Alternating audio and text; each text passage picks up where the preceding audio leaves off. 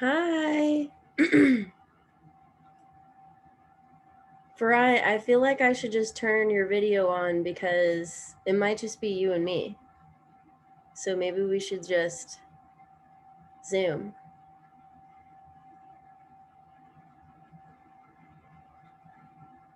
If nobody else joins, are you down to chit chat with me in a recording that will be posted to Patreon later? Yay or nay in the chat box. Sorry to put you on the spot.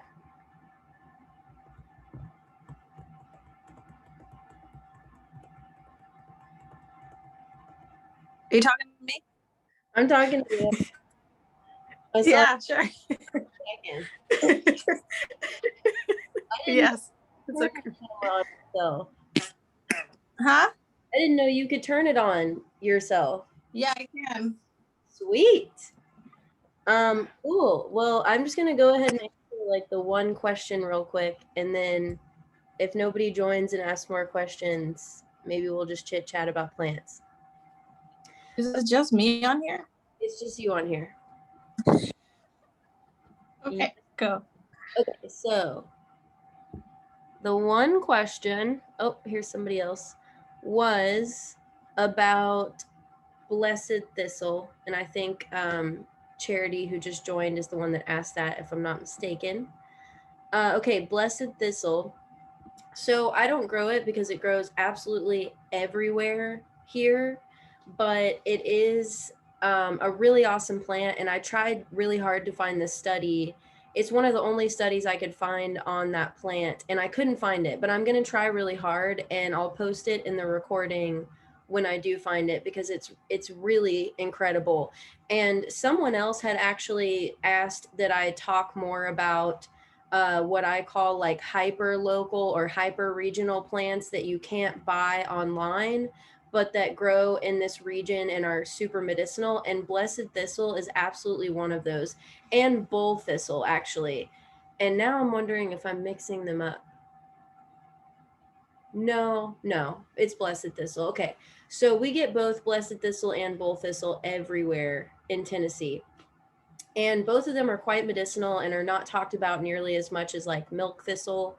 The cool thing about thistles in general is that none of them are poisonous. They're all edible, and most of them have some herbal action to them. Blessed thistle in particular is a pretty amazing detoxifying herb, different from milk thistle because milk thistle is pretty specific to like liver and gallbladder and kidney. Blessed thistle is something that I think about detoxifying in the way that's like when you sip on it, it helps you to break a sweat. It helps you to just kind of detoxify as you're urinating and going to the restroom regularly. Also, most thistles are going to be incredibly bitter, so you're naturally going to get that, the medicinal actions of bitter herbs that are going to aid in digestion. And some people simply use blessed thistle leaves for that one purpose, which it is a great thing if you have it growing in your garden anyways, and maybe you're harvesting some plants and you're throwing together a tea that's just going to help get things moving and help aid in digestion. Grabbing some blessed thistle leaves is definitely a good idea, and you really only need like one in a pot of tea because it is so freaking bitter. But the study that I wanted to share was actually done in an old folks home for rheumatoid arthritis and just kind of overall joint pain. And it's one of those things where it was not necessarily studied by somebody important enough to be published on like PubMed or the NCIB website or anything like that. It was just an independent study, but it was really thorough. And basically, they were drinking a cup of the tea every single day for however long. And it was like 85% or more of the people who were drinking the tea experience like exponential relief of rheumatoid arthritis and joint pain. And I wish I could share the visualization that I have of this plant because the way I picture it is kind of like the type of plants that help you detoxify by like helping you to release excess water in the body. So like they help that natural swelling kind of goes away. Yes. Uh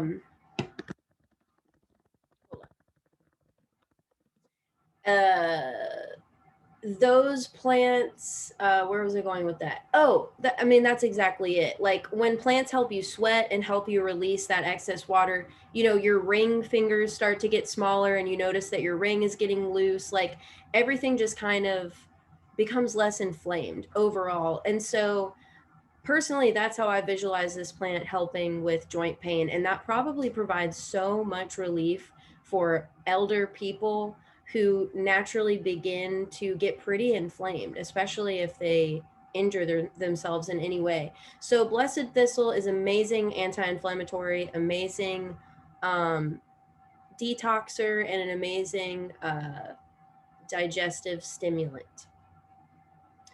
Okay, so my plan, I just kind of sat down and didn't really think about reading some of these video topics that people had suggested in my post a couple weeks ago until the minute I sat down, so I haven't looked at them yet.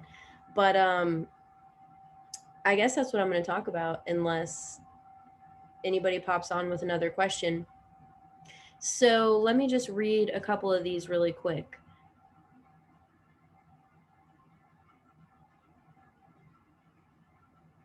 So a couple people said they wanted to see my setup, so I could potentially do a little tour. I was planning on making that a separate video, but we could do that. Somebody asked about covering less popular herbs, hyper-regional herbs.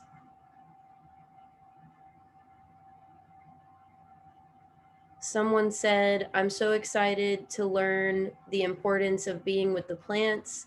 How you relate to them has taught me a lot about how to approach nature in a respectful way. That said, I would love to see more of you making things, stories of how certain plants have shown up in your life, and possibly more about your journey away from essential oils. If you'd be willing to share a bit about your ancestry and how you came to discover it, I could talk about that too. Yeah, Farai, that self-heal question I responded to in the last live Q&A and talked about it quite a bit. It's also going to be in this month's plant walk. Okay, give me 1 second.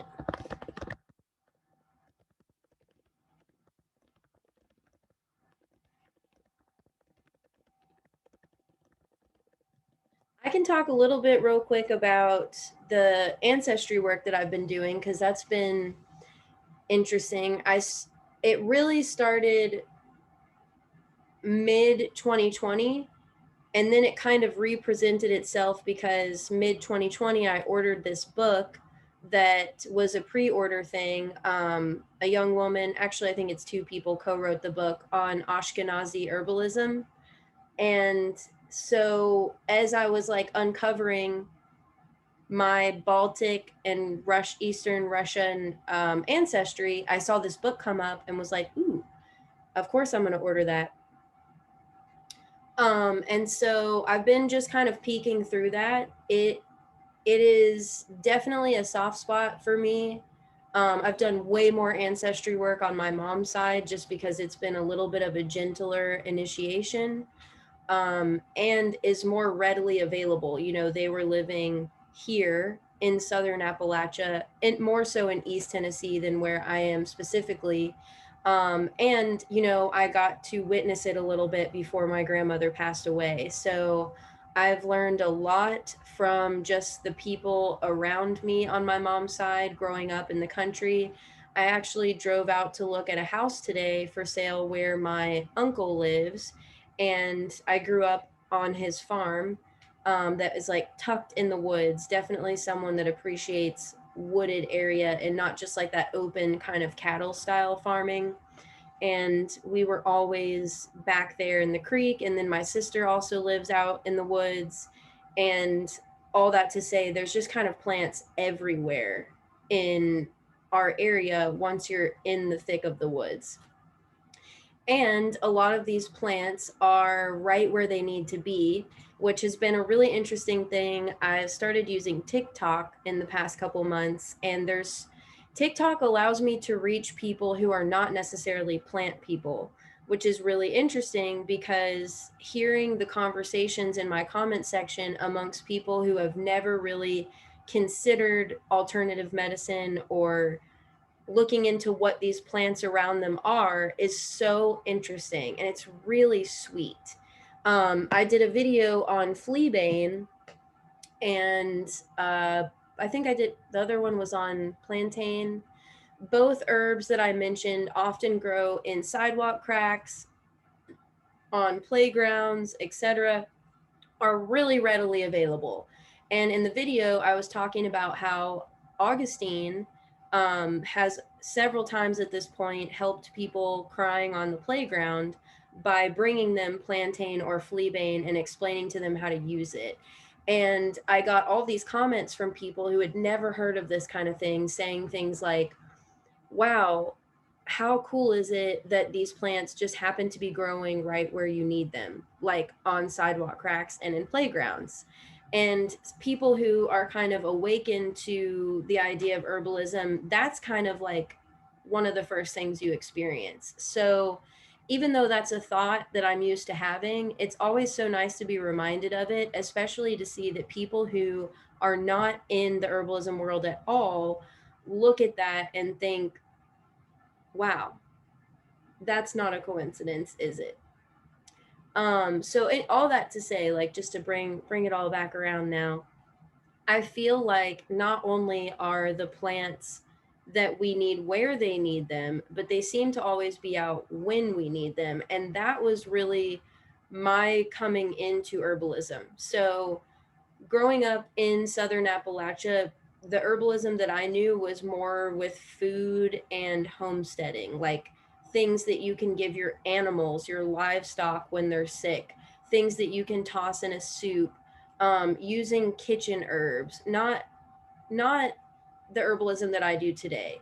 And so that was really nice because it wasn't foreign to me. But going to Colorado and learning with my plant teacher there, a Lakota man named Hawk, is definitely where I came more into like the animistic side of herbalism and really getting quiet and observing that what we need is there when we need it, or sometimes even before, is something I've started to learn even more.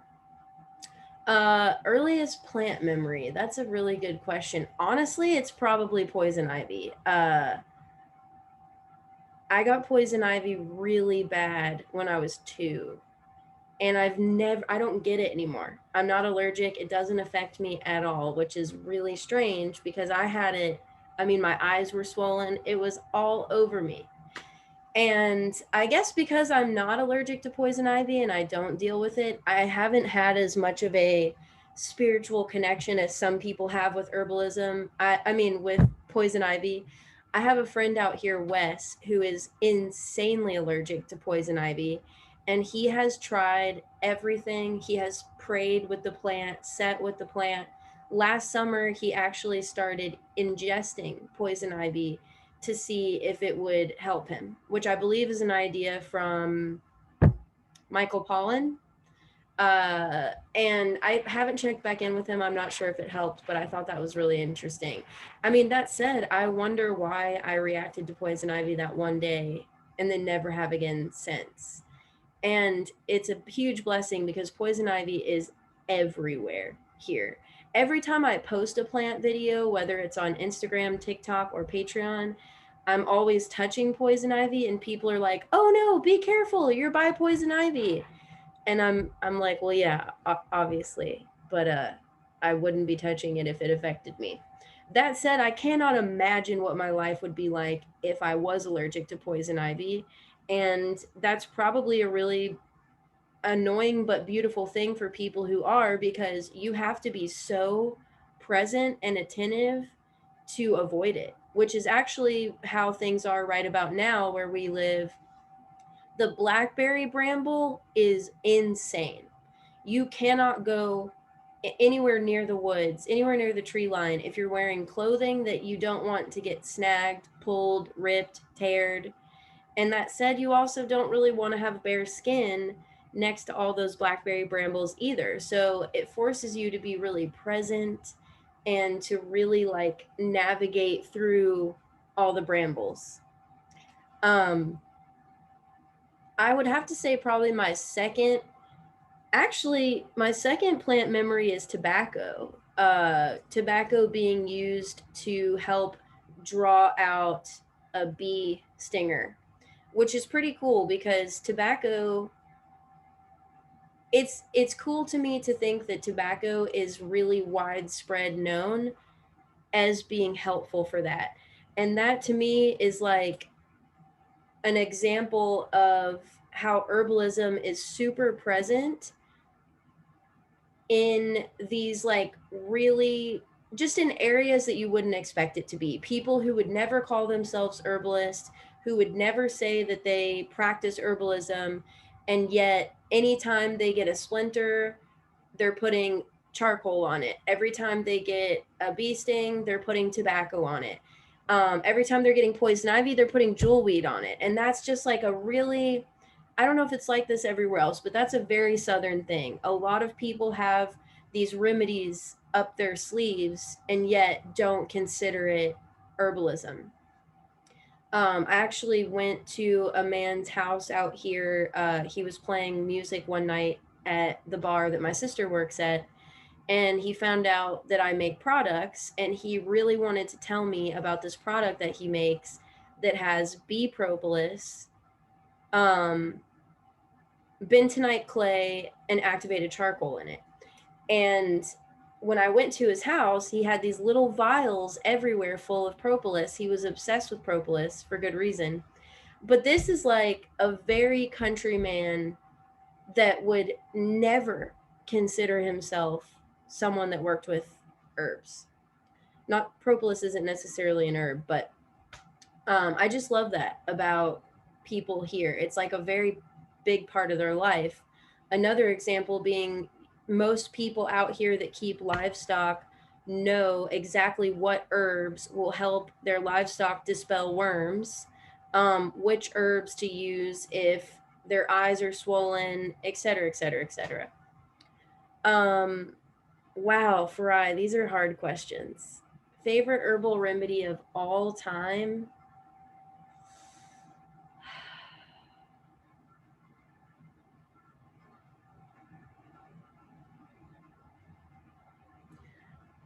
I think if I had to choose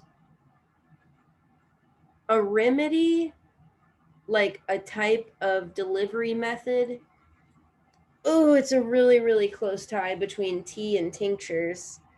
Favorite plants are always skullcap and lobelia. Those are just the plants that have helped me the most.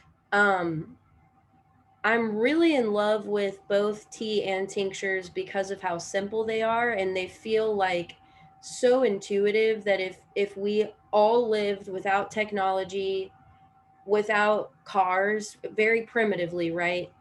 I think without ever communicating to many people besides your own kin, those are remedies that you would naturally come up with regardless of where you are in the world. And I just think that's really cool. Whereas once you start getting into salves, uh, natural remedies for hair and skincare and all that stuff, they're amazing and oftentimes also are simple, but tinctures and teas just feel the most primitive. When you pick an herb and you forget about it, it naturally dries. And you're eventually going to look at it and wonder, can I use this later in soup or tea or something? And then, one of my favorite experiences too with a plant is actually a black raspberry that was so hot in the dead, like middle of August, southern heat, so juicy and so hot that it had begun fermenting and became alcoholic. And so there's like this certain week in summer where you can eat the blackberries and almost catch buzz because they're like bubbling, frothy, fermented, and starting to reach alcohol content.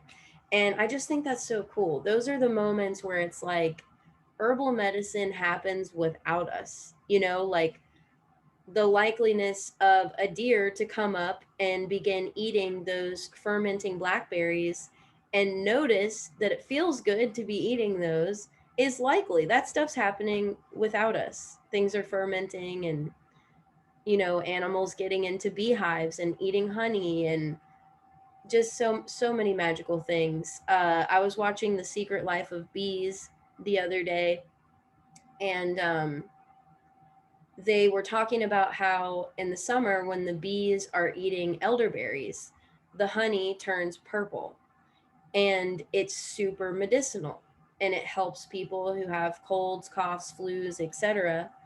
And I just thought that was so brilliant because this movie was portraying a different time period where, again, there was less technology, less communication, and people knew when those bees were eating elderberries and the honey turned purple that it was the perfect medicine for people with colds and coughs. And you know, the interesting thing about that, the elderberries are coming out late summer, the bees are eating those, turning them into honey. By the time you have that perfect medicinal purple honey, it's going to be around September, maybe even October, the beginning of cold and flu season when we really need to boost our immunity. So that's another example of just how the medicine that we need is not only where we need it, when we need it as well. It's just so cool. Okay, favorite BIPOC herbalist to follow on Instagram. Can I cheat and also include TikTok? Because I made a TikTok video with a giant list. And I can get the link.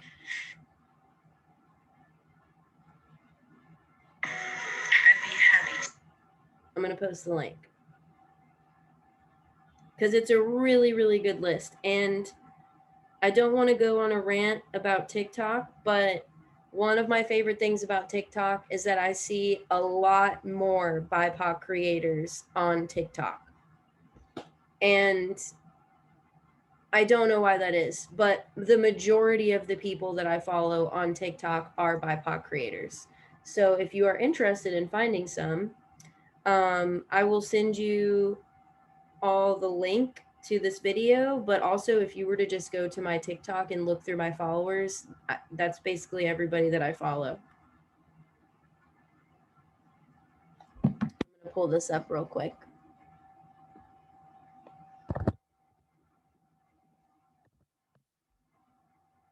Oh, I didn't mean to send that direct.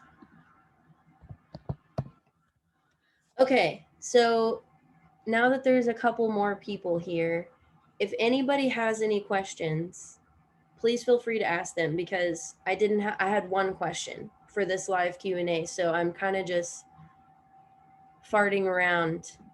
I hate that expression, but and I can go through some of the other video topics that people mentioned a couple weeks ago. I can keep answering Farai's questions, or if you guys have questions, feel free to ask. Yes, you are being helpful. My favorite fermented food is definitely kimchi. I love kimchi. I can eat it on its own. I can eat it on breakfast, lunch, dinner. You know, there was something I was thinking about all week that I wanted to talk about. And let me see if I wrote it down.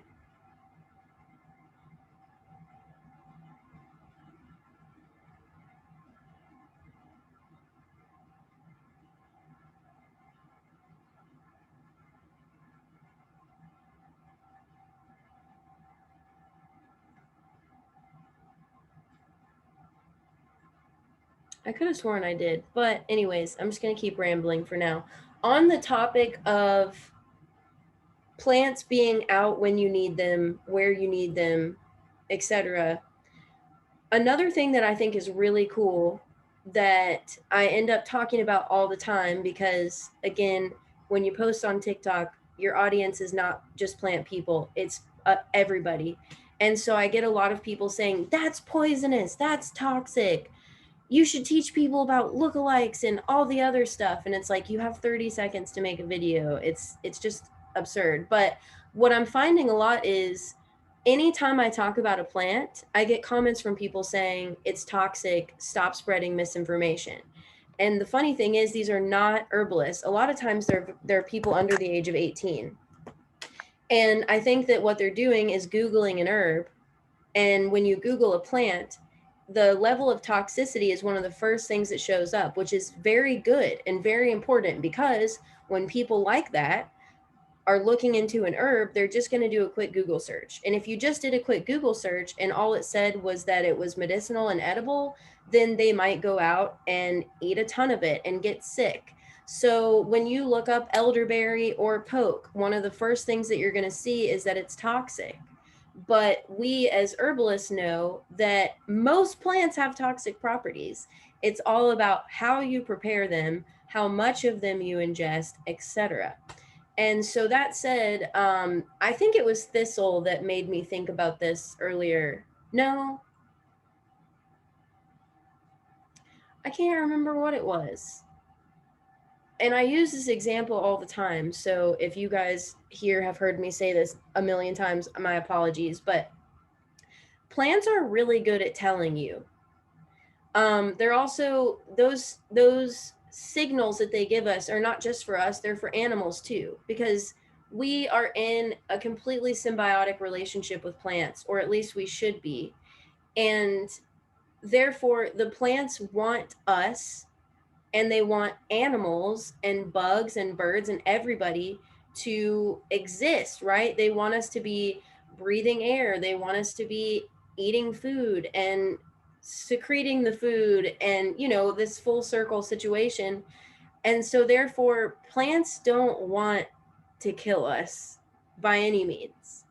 And so the most poisonous plants have really big smoke signals that let you know that they're poisonous. And plants that have these toxic properties like poke and elderberry are really good at letting us know when to stop. And so, example being, if you go out and you pick a handful of fresh, ripe elderberries or fresh, ripe pokeberries, and you put one of those in your mouth, you're instantly going to bite down on that stone pit. We are not supposed to ingest stone pits. We're supposed to spit them out. How do you know that? Because it's hard as a rock. You can't chew it. You would have to swallow it on purpose, which I'm not one of those people. If I can't chew on it, I'm spitting it out. And so that's your signal. Your signal is you put a handful of those in your mouth, you chew them, you spit the seeds out. Guess what? You literally just spat out the toxic part of that plant. Eating the fruit of elderberry and the fruit of pokeberry. So, for example, when I make my syrups, I smash them through a colander, and that catches all the seeds, and then all the raw juice comes through. Once I toss those seeds, almost 100% of the toxic properties are gone. Not fully, but mostly. And then the other thing that's going to signal that is, let's say we've just juiced our poke or our elderberry or whatever. When you taste that raw juice, it's not going to taste like fruit juice. It's going to taste pretty bitter. And so what do we do with things that we want to ingest that are bitter? Well, typically we're going to heat them up a little bit and add sugar, whether we're adding a little bit of honey or a little bit of sugar. Then you have a delicious elderberry syrup. And guess what? Once you've heated that juice, now you've gotten rid of all the toxic properties. And to me, that's like a natural, instinctual course of happenings. And it's the same with when we eat wild foods. A lot of times, nettle is another great example. You have to steam those stingers off to be able to eat them. Well, guess what? When you steam the nettle, you're pulling out so much more of those minerals than you would be if you ate it raw. Same with a lot of hardy greens. Anyways, I'm just rambling at this point, so I'm going to answer this question. Favorite way to keep pests off of your plants. Okay, I'm gonna be honest, I'm not really good at this. I feel like by the end of every summer, I end up asking people on Instagram to help me with this one, and I get the same messages every time. And honestly, I think it's just one of those things where not one of those things alone has helped, but I think if you do a handful of those things, it does help. And so, what has helped me the most is cayenne. And I love it because the second thing that's helped me the most is my chickens. And so I have to be careful what I put on my plants because I do let my chickens eat my plants. They don't gobble them whole. They just poke at them, you know. Um I need them to be able to ingest whatever's on the plants. Even if I didn't let them eat them, they're probably going to get to them. And they can eat cayenne. Cayenne's great for them. I also use cayenne in my chicken feed to keep the squirrels and the raccoons and the moles and all the other freaking creatures in our woods that want to eat all their food out, because the chickens don't taste it. They don't have taste buds, so it's fine for them. Um Specifically house plants. Oh, that's a good question, Fry. Specifically house plants, I use diatomaceous earth, and I have learned that you have to coat that whole sucker in diatomaceous earth, the soil, the leaves, the plant, everything. The thing that I've dealt with the most in indoor plants is those damn root mites, um whatever they are, the root eaters. They're horrible. Honestly, the other thing I do if I get a major infestation of those is I just take my seedlings or my houseplants outside and I hose the roots off. That's the best way to get rid of them because those are living in the soil, so they don't really come up to eat very often. Um, Diatomaceous earth, cayenne, neem oil. I actually really like using neem oil, even though it takes me a long time because it makes your plants look so pretty, which I know is like kind of silly, but if you have like gorgeous house plants, like I have a palea, and it's so freaking pretty. And when I rub that neem oil on there, it's like, damn, girl, so I like to use neem oil too. And of course you can just spray it and then like wipe it with a cloth if you don't want to be a freak and massage it in. Um, Beer also worked pretty good for me. I can't remember what I think I was getting those tomato thingies. No, it was snails. Snails were eating all of my brassicas last year. And I put little caps of beer, and that did it for some reason. Okay, well, chicken feed. So this will be a little easier to answer for goats because they're a little bit less complicated, but our chickens our chickens used to free range. We've had a whole ordeal with our neighbor's dogs, so they don't free range all the time, which is another reason why I've gone to buying medicated feed. Um, our chickens used to free range, and we used to feed them the same thing we fed our goats back then, which was a mix, excuse me, of hulled oats, barley, black sunflower seeds. I'm missing another important grain: oat, barley, wheat. Let me see if I have that in my notes, just to double check. Yes, I do. Okay, yes, here it is. Hulled oats, rolled barley, linseed meal, kelp, and black sunflower seeds. And I used to feed that to the chickens too until I've lost one chicken to an illness, and I didn't know what it was, but it was back when they were free ranging and I was making all their food. And even though all my other chickens were happy and healthy, I started doing some research and I read that buying feed from the store has medication, it's like medicated feed in it to help prevent things like the coacidius and all that kind of stuff. And so now we really we still mix it, but we do buy the medicated feed. We like to add in kelp. We like to add in the oyster shells. We crumble in their egg shells. We add ginger, cayenne a lot. We add, what is the other herb?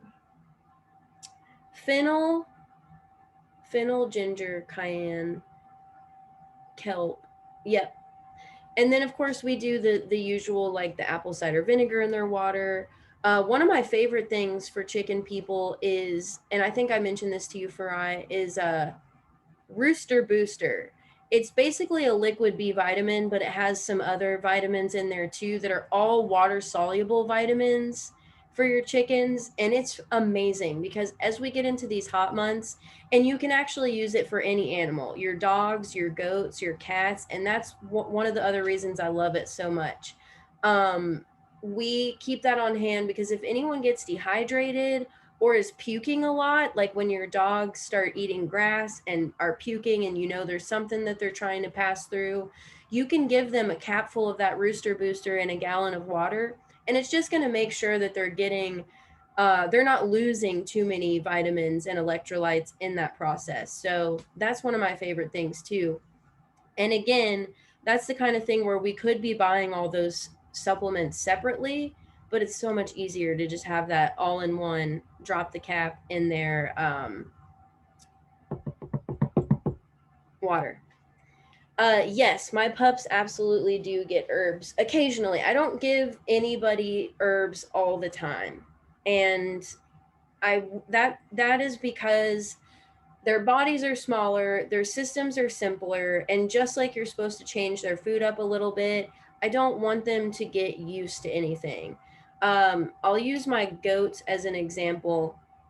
My goat Philip lost his testicles last year, or sorry, no, he lost his testicles when we got him. He lost his whole peen last year, because we found out that he had this really rare genetic thing where if he got too much calcium at any one time, it would calcify and clog his pee. It was horrible. He had to get surgery like immediately one day. And so anyways, we are supposed to give him this horrible crap that like thins his urine, and I don't use it. I use herbs instead. But I switch the herbs and I don't give them to him every single day. I give them to him about once a week, sometimes more like twice a month. And that's because it's something that I'm going to have to treat him for the rest of his life, and I don't want his system to get used to any one herb. Same with dewormers.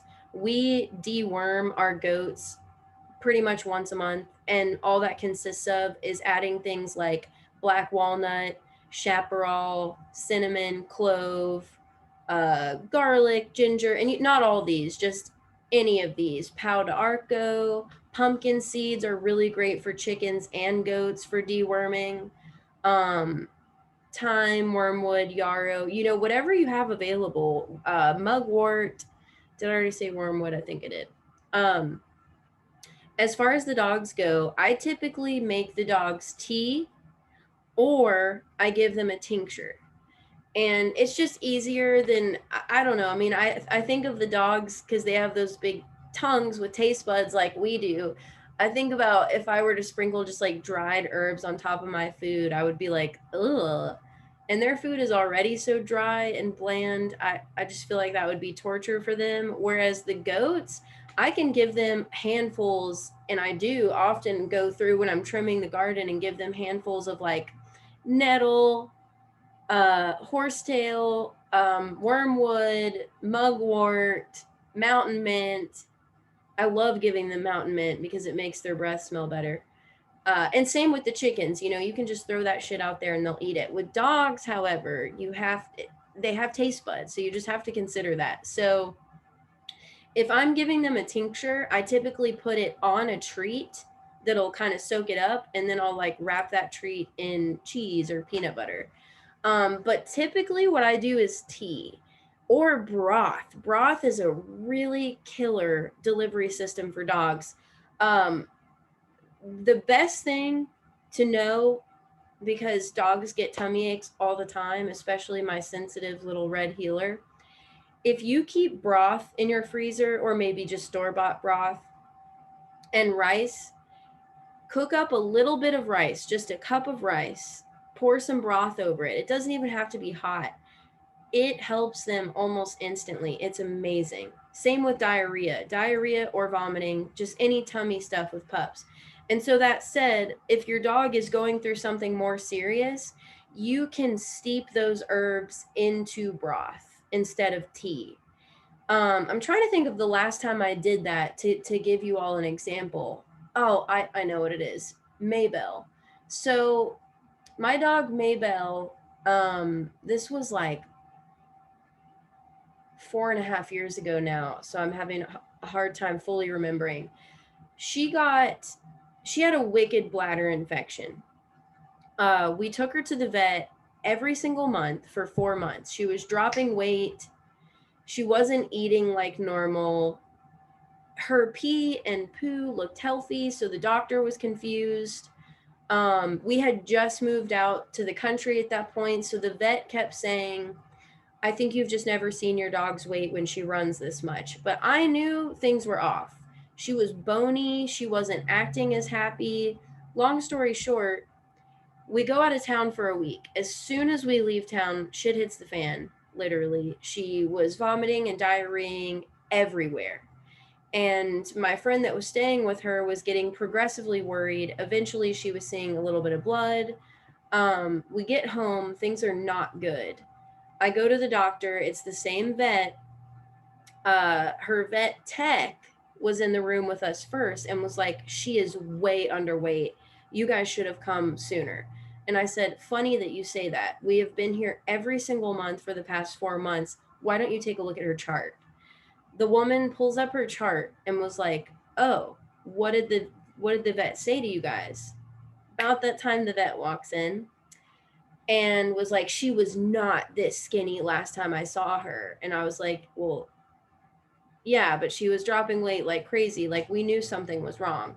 Long story short, she got diagnosed with a horrible urinary tract infection. It was so bad and had gone so untreated for almost 6 months at that point that they were worried that she might have a kidney infection. So they sent something off to see if she had a kidney infection, and it looked like she might have. So they wanted to go ahead and treat her for it. So she gave me 4 prescriptions for Maybelle. I of course researched all of them. What do I see? Side effects: kidney disease. So I did not give her those. We ended up fully treating her with herbs, and it was amazing. Not that I have ever doubted herbs and herbalism, but it was one of those moments where everyone in our lives, me, Francesco, Augustine, my mom, my aunt, couldn't believe it. 6 months is a long time. When we saw her bounce back, it was like we had forgotten how much she had changed. But to answer your question specifically, what I gave her was actually what is now our UTI tincture: goldenrod, cleavers, raspberry leaf. That's it. Those are all tonic herbs too, like nothing too crazy. And so what I did was I gave her that tincture every day, twice a day, but I also made her an infusion, and I would pour a cup of it into her water every day. And she completely bounced back. I don't want to say it was as short as a week, but it was 10 days max. It was amazing. And another story that I share a lot is actually about a friend of ours whose dog was old, and they found out that he was bleeding internally. And the vet said, there's nothing we can do. He's slowly bleeding internally. He's probably not going to live more than like 6 months. She started making him fleabane tea. And I think incorporating some yarrow in there too, but it was springtime, so there was fleabane everywhere. She made fleabane tea every day and added a little bit of it to her dog's water. And her dog lived for 2 years after that. Pretty freaking amazing. So I know I've mentioned this before too. One of my favorite books, if you are doing anything within the realm of homesteading, especially if you're interested in treating your pets herbally, it's Country Wisdom and Know-How. That's a whole series of books. The one that I use the most is like Country Wisdom and Know-How Homesteading, I think is what it's called. And so it's not necessarily about pets, but it has a really thick chapter on pets and livestock. And in the beginning of my journey, I feel like I used to flip through that book all the time, anytime something was wrong with a pet, and be like, what do I use? What do I use? And then after doing that so many times and using herbs with our pets so many times, I began to realize that you can really use the same herbs on pets as you use on humans, especially tonic herbs. So things like goldenrod, raspberry, red clover, cleavers, chickweed, plantain, fleabane. Um, and the difference is just going to be their absorption rate is way better than ours. So they don't need nearly as much of anything as we do. I think the general rule of thumb, depending on the weight of your dog, is like 1/4 the dose for a full size dog, 1/6 the dose for a small dog, 1/8, or it might even be 1/10 the dose for cats. Cats have like a crazy absorption rate. For goats and chickens, I think the best method is just giving them the straight herbs, and horses and cows. For cats and dogs, your best bet's going to be tinctures and teas. We've also given, like when we move or in stressful situations, we definitely give the animals, calming, relaxing herbs like chamomile, skullcap, passion flower, uh, etc. All right, you guys got anything else? We're getting close to, it's been 50 minutes. I could answer another question or two.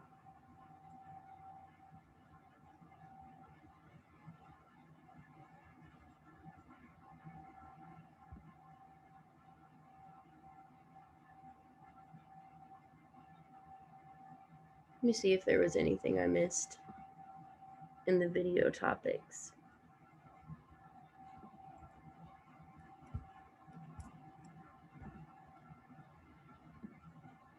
Thank you. Fry, do you want to say anything? Got any closing words? The Country Wisdom and Know-How or the Ashkenazi one? Oh, the Country Wisdom and Know-How. Okay, I keep direct messaging you. Sorry. And if you guys look up that series, you will probably see like 5 other books that you want to get, because it's like Country Wisdom and Know-How Vegetable Farming, Country Wisdom and Know-How Livestock Keeping, Country Wisdom and Know-How everything. They're really great. I'm surprised I don't see people talk about those more.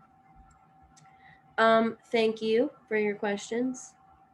And when is the next release? June 4th. Next Friday. And the release next Friday is going to be mostly sprays. As you can see, those are pretty stocked up. Salves and teas. I still need to make hair products. Tinctures, as you can see, these shelves were like super full during the last release. They've dwindled a bit. We didn't restock tinctures for this release, so there's just a couple of everything as far as that go. But really the focus is restocking salves, teas, perfume rollers. Yeah, I'm excited. Well, thank you guys. I'm going to go. I will see you next time.